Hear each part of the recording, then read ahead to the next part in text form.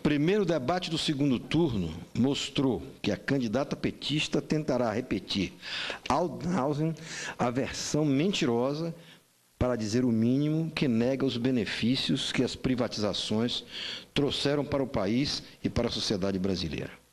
O PT, por motivos ideológicos, pode até ser contra privatizações, embora delas venha se beneficiando como governo e como sócio oculto em um sem número de concessionários. Energia elétrica, nós estamos vendo aí as últimas licitações. Contudo, o PT não pode brigar com a realidade dos fatos, ao afirmar que elas foram ruins para o Brasil.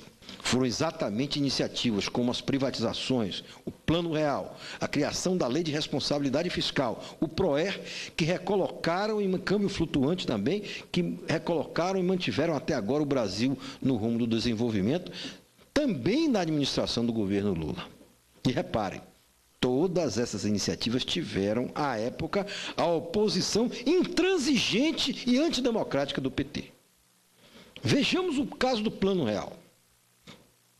Já disse uma vez e repito, a melhor maneira de avaliar a importância do Plano Real é imaginar como teriam sido esses últimos anos se o país ainda convivesse cotidianamente com as contingências da superinflação. Nada de avanços na nova Constituição, se dependesse do PT, quase nada teria sido feito. Nada de Plano Real. Como estariam agora os salários dos verdadeiros trabalhadores? E os empregos? Nada de lei de responsabilidade fiscal. Os municípios provavelmente teriam falido como instituição, pois teriam que gastar do que não tinham. Nada de PROER, um programa que fortaleceu o sistema financeiro nacional a custos infinitamente menores do que em outros países. Nada de Bolsa Família. O Bolsa Família somente se tornou possível graças à garantia de recursos constitucionais, inclusive com a criação do Fundo de Combate à Pobreza pelo senador Antônio Carlos Magalhães no ano 2000. E aos programas de transferência de renda que o antecederam e que foram apenas rebatizados e ampliados pelo PT.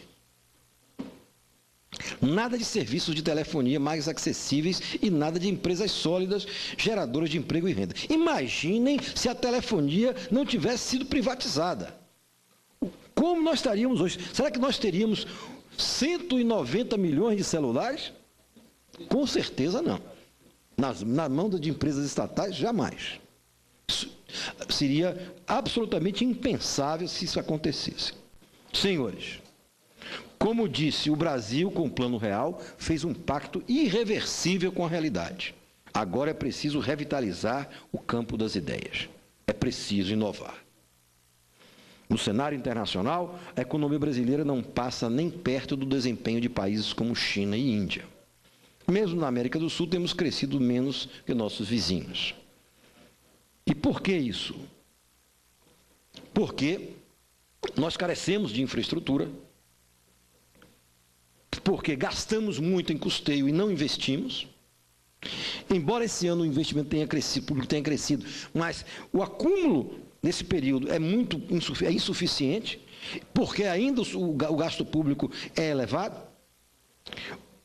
O governo insiste na irresponsável expansão dos gastos de custeio, gasta-se tanto que mesmo o superávit das estatais está sendo usado para financiar gastos correntes, reduzindo a capacidade de investimento dessas empresas. Nós temos aqui um relatório isento do Banco Itaú, o superávit primário recorrente de agosto, quer dizer, a maquiagem que se faz no superávit primário com depósitos judiciais, 9,4 bilhões, dívidas tributárias em programas de anistia fiscal, 4,7 bilhões, e adiantamentos pelo BNDES de pagamento de dividendos de empresas estatais federais, 4,9 bilhões.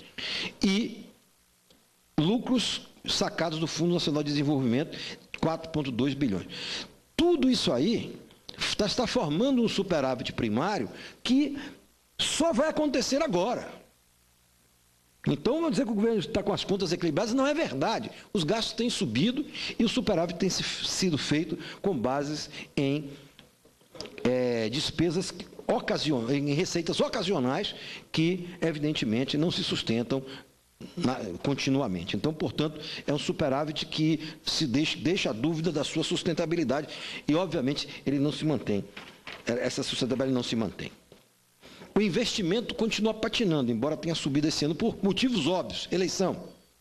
O PAC é um slogan vazio, é um book de projetos, é um livro de projetos, que envolve, inclusive, em grande parte, projetos da iniciativa privada, ou então de empresas estatais que têm orçamentos independentes, que não são ligadas ao orçamento da União, como a Petrobras, como a Eletrobras, etc. O PAC, os recursos que vêm do orçamento federal para o PAC são ínfimos. Portanto, o PAC foi uma criação eleitoreira para promover a candidata Dilma Rousseff, nada mais do que isso. A gente, quando eles enchem a boca para falar de PAC, realmente e tem que ser bem explicado o que é o PAC para que se convença que nada de substancial esse programa traz. O programa Minha Casa Minha Vida, por exemplo, que previa 1 milhão de moradias, entregou menos de 150 mil residências. Foi pífia o desempenho do Minha Casa Minha Vida. Então, agora, enquanto isso, na televisão, a candidata Dilma Rousseff continua falando de números astronômicos e, obviamente, mentirosos. Então, a gente tem que ter cuidado com o que está sendo divulgado nos programas eleitorais da candidata Dilma Rousseff. Ora, o Brasil não aceita mais viver de números mentirosos, nem de discurso alheio à realidade dos fatos. Como se vê, há muito o que fazer para colocar o país no caminho do desenvolvimento e do crescimento a taxas mais elevadas, como nós teríamos condições de crescer se nós estivéssemos olhando o futuro de outra forma, que não esta que este governo está olhando. Então, nós precisamos mudar essa realidade e parece que o programa da candidata Dilma não é aquele que melhor nos leva a essa situação de nos ombrearmos com os principais países emergentes e crescer a taxas mais elevadas. Porque investimento público é baixo, carga tributária é alta, infraestrutura nossa é absolutamente carente porque ela é uma infraestrutura, digamos, desaparelhada para poder propiciar o nosso crescimento. Os juros dependem da austeridade fiscal para que eles caiam. Então, portanto, o governo não olha a esses pontos, que são pontos definitivos para que o país possa crescer às taxas que ele poderia crescer, ombreado aos países emergentes. Pois, como se vê, há muito o que fazer. Muito obrigado, senhor presidente.